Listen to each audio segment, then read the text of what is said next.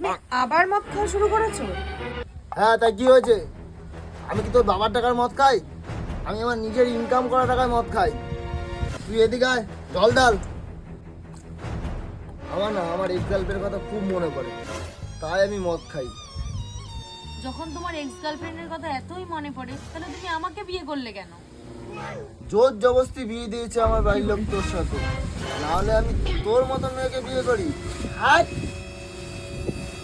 তোমার ex girlfriend খুব ফালতু একটা মেয়ে ছিল না? কি বললি? ফালতু কথা বলবি না আমার গার্লফ্রেন্ডের নামে, নাহলে তোকে বেল দিয়ে মেরে মেরে মেরে চামড়া তুলে নেবো।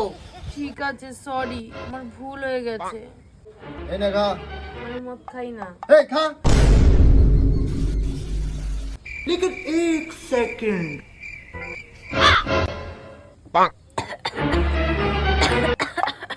তুই কি জানিস আমার গার্লফ্রেন্ড আমাকে কতটা ভালোবাসতো? তোর এত বড় সাহস, তুই আমার সামনে তুই তোর এক্স গার্লফ্রেন্ডের নাম নিস?